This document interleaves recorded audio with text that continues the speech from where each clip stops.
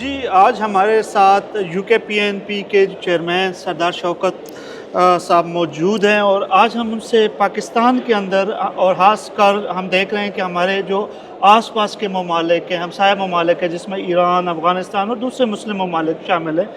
اس میں دیکھ رہے ہیں کہ انتہا پسندی جو ہے وہ بڑھ رہی ہے۔ اس کے وجوہات کے بارے میں ہم جاننے کی کوشش کریں گے، اور اگر اس کے اوپر تھوڑی سی اگر آپ روشنی ڈالیں کہ یہ وجوہات ہیں کیوں، کس وجوہات کی وجہ سے یہاں پر ہم دیکھ رہے ہیں کہ مسلم ممالک میں بالخصوص ہمارے جو علاقہ ہے اس میں انتہا پسندی روز بروز بڑھ رہی ہے۔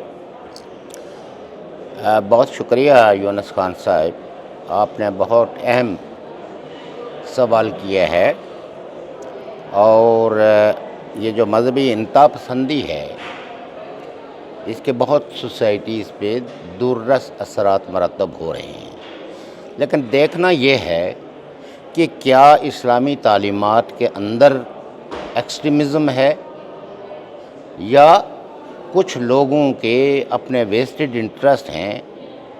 اور وہ انتہا پسندی کو مذہب کی آڑ میں بڑھاوا دے رہے ہیں۔ تو دیکھیے، جو قرآنی تعلیمات ہیں، کئی ایک لوگوں نے تفاسیر لکھی ہیں، کئی ایک لوگوں نے ترجمے کیے ہیں، اور کئی ایسے لوگ ہیں جنہوں نے عربی ٹیکسٹ، عربی لٹریچر سے کوئی زیادہ ان کی آگاہی نہیں تھی، کچھ لفظی ترجمے بھی کیے ہیں۔ اور ایک بہت بڑا سوال یہ ہے کہ جو ترتیب نزولی تھی، یعنی جس ترتیب کے ساتھ قرآن نازل ہوا، اب نزول پہ بحث کی جا سکتی ہے، لیکن جب قرآن کو کمپائل کیا، جو آلموسٹ پرافٹ کی وفات کے بہت بعد، اس پہ دو آرائیں بھی ہیں، مختلف آرائیں بھی ہیں، لیکن بہرحال اس پہ تو متفقہ علیہ ہے کہ قرآن کی جو تدوین ہوئی ہے، جو ترتیب دی گئی ہے، یہ اموی دور میں ہوئی ہے، اور ترتیب نزولی جو ہے وہ بدل دی گئی ہے، لیکن اس کے باوجود ظاہر ہے ٹیکسٹ موجود ہے۔ تو ٹیکسٹ میں ایک پیرا ہے، ایک ورس ہے، ایک آیت ہے، جیسے کہتے ہیں لا اکراہ فی الدین۔ لا اکراہ کا مطلب یہ ہے کہ دین میں کسی قسم کی کوئی سختی نہیں ہے۔ پس منظر چونکہ عرب کی جو جنگیں تھیں، ٹرائبل جنگیں تھیں، پھر کچھ لوگوں میں یہ ٹینڈنسی پائی جاتی تھی کہ اسلام اور کفر کی جنگ بنایا جائے، تو کہا کہ لا اکراہ فی الدین، کہ دین میں کوئی سختی نہیں ہے، کوئی زور زبردستی سے طاقت کے زور پہ کسی کو مسلمان نہیں بنا سکتا۔ یہ ایک پورا میسج ہے خدا کی جانب سے کہ میرے نام پر میرے بندوں کا، میرے مذہب کے حوالے سے کوئی قتل عام نہ کیا جائے، اس میں کوئی سختی نہیں ہے۔ خدا نے خود اپنی اتھارٹی بیان کی ہے کہ یہ میں ہوں جو پیغمبر بناتا ہوں، یہ میں ہوں جو لوگوں پر خصوصی کرم کرتا ہوں تو وہ نیکوکار بنتے ہیں، اور ان کو اعلیٰ، جیسے کہا گیا کہ عزت وتعز من تشاء وتذل من تشاء، کہ میں اس ٹیکسٹ میں نہیں جاتا ہوں، لیکن رب نے ایک اتھارٹی بیان کی ہے کہ عزت دینے والا، میں جسے چاہوں عزت دے، جسے چاہوں عزت نہ دوں۔ اس کے بعد پھر قرآن نے ایک اور اصول واضح کیا ہے کہ اگر آپ کا مذہب، میرا مذہب الگ ہے، آپ کا عقیدہ، میرا عقیدہ الگ ہے، تو قرآن نے پھر کہا کہ یعنی آپ لکم دینکم ولی دین، کہ تمہارے لیے تمہارا دین، میرے لیے میرا دین۔ پھر پورا قرآن اگر آپ دیکھیں تو وہ کریکٹر سے مخاطب ہے، کریکٹر، کردار، انسانی کردار، اور جتنے بھی پیغمبروں کا ذکر ہے اس میں جو اس وقت کی تہذیبوں کا جو زوال کے اسباب بتائے گئے ہیں، وہ کردار کے حوالے سے بتائیں گے کہ ان معاشروں کے اندر جو سماجی برائیاں تھیں، کہیں ایک جگہ بھی یہ نہیں کہا کہ وہ منکر خدا تھے تو ہم نے ان پہ یہ آفت نازل کی۔ کسی جگہ لواطت بڑھ گئی، کسی جگہ اور سماجی برائیاں بڑھ گئی، کسی جگہ عورتوں پہ، تہذیبوں کے اندر عورتوں کی قربانیاں دی جانے کو مذہبی سارا بنایا گیا. آپ پورے قرآن کو دیکھیں اور سارے انبیاء کی ان حوالے جو قرآن میں موجود ہیں وہ قوموں کے زوال کے، تہذیبوں کے زوال کے جو اسباب ہیں وہ کردار سے متعین کیے گئے ہیں کہ جب انسانی سماج کے اندر ایک بد کرداری اس قدر بڑھ جائے، فساد اس قدر بڑھ جائے، تو پر خدا اپنی طاقت کے ذریعے اس تہذیب کو مٹا دیتا ہے. یہ میسج ہے، قرآن کا میسج ہے سارے مذاہب کے حوالے سے، کرسچینٹی کے حوالے سے، جوڈائزم کے حوالے سے، جتنے پیغمبروں کا جو پیغام میں جو نچوڑ ہے، میسج کیا ہے. دیکھیں نا، قرآن کوئی ایسی کتاب تو نہیں ہے نا جو بالکل عام سی کتاب ہو. اس میں تو آپ کو دیکھنا پڑے گا کہ خدا اس کتاب کے ذریعے آپ کو میسج کیا دینا چاہ رہا ہے. تو اس میں کہیں بھی انتہا پسندی کی اجازت نہیں ہے، جس میں نے آپ کو ایک آیت کریمہ بنائی ہے کہ لکم دینکم ولی دین، کہ تمہارے لیے تمہارا دین. پھر خدا نے کئی بار ذکر کیا ہے کہ میں انسانوں سے پیار کرتا ہوں. اے لوگو، میرے نام پر آپ قتل مت کرو. اور کئی حدیث میں بھی پروفٹ نے بھی بتا دیا کہ جس نے ایک معصوم انسان کو قتل کیا گویا کہ اس نے ساری انسانیت کو قتل کیا. اور کئی ایک علماء حقہ تھے جنہوں نے اپنے ادوار کے اندر حکمرانوں کے ظلم اور جبر کو روکنے کے لیے ایسے بیان،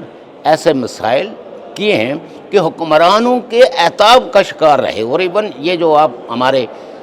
4 سکول آف تھاٹ ہیں، ان میں 3 سکول آف تھاٹس کے تو بانیان جو ہے وہ جیلوں میں مرے. اور وہ کوئی کرسچن حکمران کے نہیں، نہ کسی ہندو حکمران کے، نہ کسی مذہب کے ماننے والے، بلکہ مسلم حکمران مسلط تھے. اور آج جن کو لوگ کہتے ہیں سنیوں کا جو عقیدے کا بانی مبانی ہے امام ابو حنیفہ، وہ تو جیل میں مرے. 2 جوتے، 2 کوڑے، صبح 2 کوڑے، شام ان کو مارے جاتے تھے. اسی طریقے سے دوسرے فقہا اور اسکول آف تھاٹس کے بانیان بھی مسلم عہد کے اندر ہوئے. حتیٰ کہ آپ اگر امام احمد رضا جو شیعہ مسلک کے بہت بڑے اماموں کے سلسلے چلے آ رہے تھے، ان کی موت بھی جو ہے وہ جیل کے اندر ہوئی. اس اعتبار سے آپ اگر دیکھیں تو اس وقت کے جو مفکرین تھے، جو قرآن فہمی رکھتے تھے، انہوں نے مزاحمت کی حکمرانوں کے خلاف کہ آپ اپنے اقتدار کے لیے فساد برپا نہ کریں. لیکن چونکہ طاقتور قوتوں کو یہ سوٹ کرتا ہے کہ آپ اور میں ان بحثوں میں الجھیں جن بحثوں کا کوئی منطقی نتیجہ نہیں ہے. جیسے فلسفے کے اندر خدا کے وجود اور عدم وجود پہ بحث چلتی ہے، کیونکہ یہ تو کوئی سائنس کا سوال تو ہے نہیں، یہ فلسفے کا سوال ہے. فلسفے کے اندر یہ ڈیبیٹ چلتی ہے کہ خدا ہے یا نہیں ہے. بہت سارے فلسفی ہیں جو خدا کے وجود سے انکاری ہیں، بہت سارے فلاسفرز جو ہے وہ خدا کے وجود کے حق میں ہیں. تو یہ فی زمانہ وہ لوگ جو غور کرتے تھے کہ کائنات کس نے بنائی، انسانی سماج کی یہ جو تخلیق ہوئی، آپ دیکھیں جو ہسٹری کی جو مادی تعبیر و تشریح ہے کہ یہ انسان جو آج اس شکل میں ہے، اس نے بہت لمبا ارتقائی سفر کیے ہیں. اچھا، پھر وہ تاریخ جو معلوم تاریخ ہے انسانوں کی، ان تواریخ سے بھی یہ پتہ چلتا ہے کہ جو سہولتیں آج انسان کو ہیں، آج سے 200 سال پہلے والے انسان کو نہیں تھی. آج سے 300 سال پہلے والا انسان جہاز کی سہولت، نہ صرف سہولت سے محروم تھا بلکہ اس کے پاس آئیڈیا بھی کوئی نہیں تھا کہ کوئی ایسا میکانزم بھی ہوگا کہ انسان جو ہے وہ ہفتوں یا مہینوں کی مسافت کو گھنٹوں میں طے کر پائے گا. اور کہیں تہذیبوں کے بارے میں کہیں لوگوں کو آگاہی بھی نہیں تھی. ارتقاء کے جو قوانین تھے، ان قوانین سے سوسائٹیز جو ہے وہ ناآشنا ہیں. جیسے کارل مارکس جو ہے وہ فلسفے کے اندر پہلا آدمی ہے پہلا فلاسفر ہے جس نے کہا کہ دنیا کی تشریح تو بہت ہو چکی، دنیا ضرورت اس امر کی ہے کہ دنیا کو بدلا جائے۔ اب آپ دیکھیں کہ تمام جو جدید تحریکیں ہیں وہ تحریکیں عقائد کے خلاف نہیں تھی، وہ حقوق کی تحریکیں تھیں۔ جیسے یورپ میں ایک دور میں بہت چرچ کے پاس طاقت تھی، وہ سائنسدان کو کوئی قانون نہیں بنانے دیتے تھے اور ہر وقت کتاب مقدس جو ہے وہ کھول کے بیٹھے ہوتے تھے، لیکن جمہور نے، لوگوں نے، روشن خیال لوگوں نے جو بہت آگے تک دیکھ رہے تھے کہ بھئی ان سوسائٹیز کی ہم نے ریفارمز کیسے لانی ہیں، تو ان نے سٹرگل کی اور بالآخر ذہنوں پر وہ مذہب کے نام پر جو خوف بٹھایا ہوا تھا، طاقت کے ذریعے لوگوں کی آواز چپ کرائی جاتی تھی، وہ جب خوف، وہ طاقت اور وہ طلسم ٹوٹا تو آپ دیکھیے کہ یورپ نے ترقی کی۔ شوکت صاحب، آپ تاریخ کی بات کر رہے ہیں بے شک، لیکن میں موجودہ حالات کی بات کر رہا ہوں کہ یہ جو انتہا پسندی ہے، ان کی جو بنیادی اسباب ہیں اس پہ تھوڑا سا میں میں ذرا زیادہ ڈیٹیل بتا رہا تھا، آپ کو ٹائم کا کنسٹینٹ ہے، لیکن میں یہ واقعات اس لیے بیان کرنا چاہتا تھا کہ تاکہ موجودہ انتہا پسندی کو تاریخ کے پس منظر میں اگر دیکھا جائے تو تب جا کے عام آدمی کو سمجھ آئے گی، چونکہ جتنے بھی پارٹیاں ہیں مذہب کے نام پہ بنی ہوئی، وہ سب سے پہلے تو وہ آپس میں متحارب ہے، ایک دوسرے پہ کفر کے فتوے دیتے رہے ہیں۔ کسی ایک ڈیبیٹ میں نے کہا کہ جب علماء دیوبند جو دیوبند مدرسے کے فارغ التحصیل یا اس مدرسے کے بانیان تھے، تو وہ جب یہاں کی آزادی کی تحریک میں کھڑے ہو گئے ان گفتوں کے خلاف جو دوسرے مذاہب کی تھی، لائک کانگریس کے ساتھ کھڑے ہو گئے، گاندھی جی کے ساتھ کھڑے ہو گئے، نہرو کے ساتھ کھڑے ہو گئے، تو اس وقت بریلوی مکتب فکر یہ بھی ایک دارالعلوم تھا، تو انہوں نے سب سے پہلا فتویٰ، یعنی بر صغیر کے اندر مذہب کے نام پر پہلا جو فتویٰ آیا ہے وہ بریلوی مکتب فکر نے ایشو کیا دیوبندیوں کے خلاف کہ یہ گستاخ رسول ہے، یہ بلاسفیمیس ہے، اور یہ کئی ایک چیزیں انہوں نے ڈالی، یہ جو نبی کے بارے میں کہتے ہیں کہ وہ ہم انسانوں جیسے ہیں، اس طرح کی بہت ساری چیزیں، اور یہ فتوے تاریخ میں موجود ہے۔ جو محمد رضا خان صاحب بریلوی کے اور اس کے ریبٹل میں بھی ایمان، رد ایمان پر کئی ایک کتابیں لکھی جا چکی ہیں۔ تو آپ یہ دیکھیے کہ اس وقت انگریزوں کی کیا ضرورت تھی۔ انگریزوں کی ضرورت یہ تھی کہ اس تحریک کو کمیونلائز کیا جائے، جو آزادی کی تحریک تھی، جو کالونیلزم کے خاتمے کی بات کرتی تھی اور ایک ماڈرن سوسائٹی کے قیام کی بات کرتی تھی۔ تو اس وقت جو لوگ جو مسلمان یا جو علماء اس کا حصہ بنے، ان کو اٹیک کرنے کے لیے ایک فتویٰ جاری کروایا گیا، اور پھر آپس میں بحثیں چلی، اور ریبٹل میں جو علماء دیوبند نے کہا کہ یہ بریلوی مکتب فکر ہے، یہ مزاروں کو جا کے سجدہ کرتا ہے، یہ تو توحید کے نظریے کے خلاف ہیں، یہ خدا واحد میں شریک ٹھہراتے ہیں صوفیاء کرام کو وغیرہ وغیرہ، اور یہ شرک کرتے ہیں، اور یہ بحثیں بر صغیر کی بحثیں ہیں۔ لیکن آپ یہ دیکھیے کہ دونوں کا دعویٰ ہے کہ ہم قرآن فہم ہیں، دونوں مکتب فکر کے بڑے بڑے جید علماء کہتے ہیں میں شیخ القرآن ہوں، کوئی کہتا ہے میں شیخ الحدیث ہوں، کوئی کہتا ہے یہ ہوں وہ ہوں، لیکن تاریخ کا یہ پڑھنا تو کھول کے آج وہ پڑھنے کے لیے تیار نہیں ہے نا، کیونکہ جس وقت وہ دوسری ماڈرن تحریکوں کو جو بنیادی انسانی حقوق کی تحریکیں ہیں، امن کی تحریکیں ہیں، محبت کی تحریکیں ہیں، ارسپیکٹو آف فیتھ، جس علاقے کے اندر لوگ رہتے ہیں، تو وہ تحریک جب یہ تقاضا کرتی ہے کہ بھئی فیتھ ہمارے اپنے اپنے ہیں، لیکن یہاں پانی کی ضرورت ہے، سڑک کی ضرورت ہے، اور یہ مطالبے حکمرانوں سے کرتے ہیں، تو وہ پھر وہاں انتہا پسندی، پہلے ایک فرقہ بنتا ہے، پھر وہ فرقہ کہتا ہے کہ ہم تو اس دنیا میں آئے ہیں صرف خدا کی عبادت کے لیے، پھر عبادتوں کے نام سے یا خدا کے تصور خدا یا تصور الہ کو پھر وہ معاشروں میں وہ جو حقوقی تحریکیں ہیں ان کے خلاف وہ انتہا پسندی پھیلاتے ہیں. پھر یہ کون کرواتا ہے ان سے؟ تو تاریخ ہمیں بتاتی ہے کہ یہ جتنی بھی انتہا پسندی ہے یہ کالونیل پاورز نے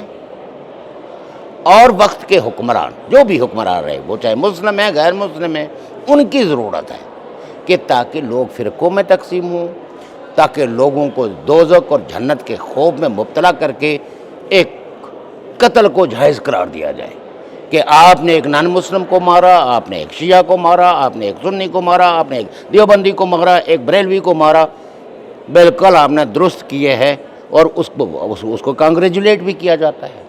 پاکستانی سوسائٹی کے اندر آپ دیکھیں کہ پیپلز پارٹی سے تعلق رکھنے والا ایک سٹنگ ہے جو ہے گورنر، اس کا مرڈر کیا کس نے کیا؟ اسی کے باڈی گارڈ نے. اور شاید باڈی گارڈ کو تو ان کی پرائیویٹ میٹنگ تک کوئی ایکسیس بھی حاصل نہیں تھی. عمومی طور پر جو فلسفے پہ تاریخ پہ بحثیں ہوتی ہیں تو وہ تو ڈرائنگ روموں میں ہوتی ہیں یا حجروں میں ہوتی ہیں، یہ تو کوئی کھلے عام کوئی اس پہ. لیکن اس نے کہا یہ بلاسفیمیس تھا صرف کیوں کہ اس نے ایک عیسائی لڑکی جو وہاں جیل بھگت رہی تھی اس کے ساتھ سمپتائز کر دیا. اس نے کوئی پرافٹ کے بارے میں بات نہیں کی، اس نے کسی عالم کی شان میں کوئی گستاخی نہیں کی. لیکن یہ آپسی گستاخیاں کریں تو ان کو معاف ہے، یہ ایک دوسرے پہ فتوے لگائیں تو وہ جائز ہے. لیکن ظاہر ہے کہ مذہب کے نام پہ یہ انتہا پسندی جب آپ اوریجنل ٹیکسٹ کے برعکس، جیسے وہ تھے لیڈر یہ تحریک لبیک کے، وہ تو دعوے کرتے تھے اسٹیج سے ہو کے کہ جی اسلام سے امن نکال کے دکھاؤ مجھے، اس میں تو جنگ جدل ہے. اب ظاہر ہے کہ جان کی امان پاتے ہوئے کون ان سے بحث کر سکتا ہے؟ اس لیے کہ ان کے فالوورز جو انتہا پسندی کر رہے تھے تو وہ تو یہ سننے کے لیے تیار ہی نہیں ہے نا کہ ان کا علامہ جو ہے وہ کوئی غلط بات بھی کر سکتا ہے. اور اگر کوئی مجیسا آدمی ہو اور وہ اس کو چیلنج بھی کرے تو اس کے بعد اس کی زندگی کی کیا گارنٹی ہے؟ چونکہ اسٹیٹ پیچھے تھی اور جس وقت اس نے اسی اسٹیٹ کو آنکھیں دکھائی، کل تک پورے جوش ایمانی کے ساتھ ان کا خطبہ ہوتا تھا اور دوسرے دن پتہ چلا کہ خادم حسین رضوی صاحب جو ہے نا اللہ کو پیارے ہو گئے. سمجھے؟ تو یہ پوری اس انتہا پسندی کے پیچھے جو ہے وہ مراد یافتہ طبقے ہیں، وہ حکمران ہیں، وہ اشراف یہ ہے کہ تاکہ لوگ اس انتہا پسندی کا شکار ہوں تو وہ ان کے بارے میں سوال نہ کر سکے کہ آپ نے یہ دولت کیسے جمع کی ہے. حکمرانوں سے یہ سوال نہ کر سکیں کہ آپ نے نظام عدل قائم کیوں نہیں کیا، آپ نے بے روزگاری کے خاتمے کے لیے کوئی اقدام کیوں نہ کیے. تو لہٰذا لوگ جو ہے وہ مذہب کی لاٹھی سے کبھی ہندو کو ہانکے، کبھی ہندو مسلمان کو ہانکے، کبھی کوئی جو ترقی پسند ہے اس کو کوئی بنیاد پرست ہانکے. تو یہ انتہا پسندی کا جو فنامنا ہے، چونکہ آج جو ہے وہ وار کا زون کون سا ہے؟ چائنا ورسز امریکن انٹرسٹ کی وار بھی اسی زون میں ہے. اسی طریقے سے سعودی عربیہ ورسز چائنا، سعودی عربیہ ایران، یعنی یہ وار زون ہے. اگرچہ اب سعودی حکمران اور ایرانی حکمران جو ہے وہ کوشش کر رہے ہیں کہ بعض نزاعی معاملات میں جو ان کے اختلافات ہیں ایز نیشن اسٹیٹ ان کو ریزالو کیا جائے، چونکہ ان اختلافات کو بھی تو ایڈریس کیا جاتا تھا مذہب کی آڑ میں نا، فرقے کی آڑ میں، کسی ایسی تعلیمات کے زور پہ کہ جس سے شیعہ اور سنی ایک دوسرے کے اپنے آپ کو دشمن وہ کریں. جیسے پاکستان میں انجمن سپاہ صحابہ بانی، تو وہ تو مجھے پتہ ہے کہ کچھ ایسی طاقتیں ہیں جن کا اسلام سے کوئی تعلق نہیں تھا، لیکن وہ جو شیعہ انسپریشن تھی ایرانی ریولوشن کے بعد اس کو کم کرنے کے لیے جو ویسٹ کو اور امریکہ کو جو اعلان دان کی جاتی تھی، تو یہ آرگنائزیشن بنی انجمن سپاہی صحابہ، یہ کوئی خود سے ان کو صحابہ کی عزت اور عظمت کا خیال نہیں پیدا ہوا، یہ خیال تو حکومتی حلقوں نے ان کو دلایا، ان کو فنڈ پرووائڈ کیے، اور پھر ایک گروپ اٹھا کہ شیعہ کافر ہے، کافر شیعہ کافر کے ہم نے خود اپنے، آج شیعہ دیوبندی بریلوی یہ سارے جس وقت ترقی پسندی، جس وقت جمہوریت کی کوئی تحریک ہو، جس وقت حق اور انصاف کی کوئی تحریک ہو، بے روزگاری کے خاتمے کی تحریک ہو، تو یہ سارے یونائٹڈ آپ کو نظر آئیں گے، ادروائز یہ ایک دوسرے کے پیچھے نماز بھی۔ اب چونکہ پبلک کے پاس تقابل ادیان نہیں ہے، اس کا علم نہیں ہے ان کو، اور حکمرانوں کا مفاد اس میں ہے کہ یہ ایک دوسرے سے لڑتے بھی رہیں فرقوں کی بنیاد پہ، اور لوگوں کو انتہا پسندی بھی سکھاتے رہیں، لیکن چونکہ حکمران جو ہے وہ بہت ہی اپرچونسٹ ہیں، اور کالونیل پاور بھی بہت اپرچونسٹ ہے اپنے مفادات کے حوالے سے، تو وہ پھر کیا کرتے ہیں؟ وہ یہ کرتے ہیں کہ لوگ آپس میں لڑتے رہیں۔ یہ آپ اور ہم ہیں، کئی صحافی ہیں، کئی دانشور ہیں، کئی ہسٹورینز ہیں، وہ لوگوں کو خبردار کرتے رہتے ہیں کہ جو کچھ آپ کر رہے ہو یہ آپ تباہی اور بربادی کا سماغ خود سے تیار کر رہے ہو، اور آپ تحفظ کر رہے ہو حکمرانوں کے مفادات کے۔ شوکت صاحب، آپ کی بات سے جو مجھے اندازہ ہوا وہ یہ ہے کہ مذہب جو اسلام ہے وہ قرآن شریف میں کہیں پر بھی تشدد کی بات نہیں کی گئی، لیکن وقت گزرنے کے ساتھ ساتھ جو ریاستی ادارے ہیں یا جو حکمران ہیں اس نے اس حوالے سے اپنی تبدیلیاں کی ہے۔ کیا یہ صرف اسلام میں ہے یا دیگر مذاہب میں بھی یہی چیزیں پائی جاتی ہیں؟ دیکھیے، آپ نے یہ فریز تو سنی ہوگی، حضرت عیسیٰ علیہ السلام کا یہ قول تو آپ نے سنا ہوگا کہ اگر کوئی آپ کو دائیں طرف تھپڑ مارے تو آپ بائیں گال بھی حاضر کر دیں۔ اس میں دو میسیج تھے، پیشنس، عدم تشدد، اور دوسرے بندے کو اپنے عمل یعنی اپنے کردار سے تشدد سے باز رکھنے کا ایک طریقہ تھا۔ اور جب تک حضرت عیسیٰ ہے تو کوئی جنگ آپ یہ نہیں بتا سکتے کہ مذہب کے نام پر انہوں نے مسلط کو سے دوسرے فرقوں پہ یا دوسرے مذاہب کے ماننے والے پہ نہیں، بلکہ وہاں ایکسیلنٹ مذہبی ہمانگی کا ایک دور آپ کو تاریخ میں نظر آئے گا۔ انفارچونیٹ یہ ہے کہ مسلمان انسانی تاریخ کا آغاز کرتے ہیں 7ویں صدی سے، یعنی اسلام کے آنے کے بعد وہ سوچتے ہیں کہ یہ انسانی سماج قائم ہوا ہے۔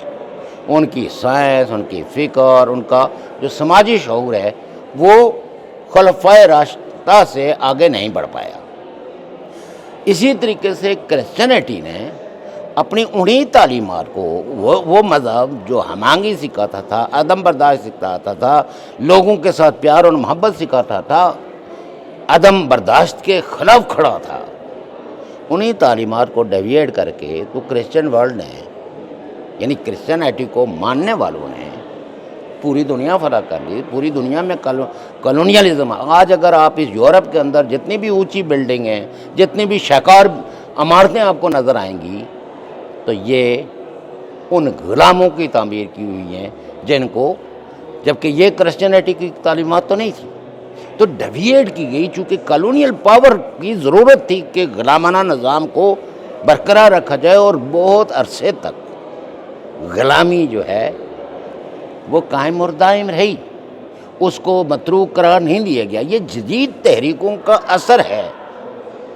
کہ برطانیہ اور یورپ نے غلامی کو ایک جرم قرار دے کے تو پھر ہر انسان کو یعنی سیکولر بنیادوں پہ ان کے حقوق کا تعین کیا، اور یہ کہا کہ رنگ نسل کی بنیاد پہ کوئی امتیازی سلوک نہیں ہوگا۔ لیکن آج بھی کچھ لوگ جو ریسزم کرتے ہیں وہ تو کرسچینٹی کی تعلیم نہیں ہے نا۔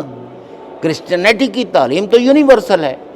اسلام کی تعلیم تو یونیورسل ہے۔ اگر کوئی مذہب جو ہے وہ کسی کو رنگ نسل میں بانٹے گا تو پھر وہ سروائیو ہی نہیں کر سکتا، دوسرا تو کہے گا کہ یہ تو میرے لیے۔ ایسے ہی ہندوازم ہے تو جو ویداس کی ایجوکیشن ہے وہ یونیورسل ہے، ان کا اس پیغام میں کہیں بھی ڈسکریمنیشن نہیں ہے، کہیں کسی کے پیشے اور کسی کے کام کاج کی وجہ سے اس کی رسپیکٹ یا اس کے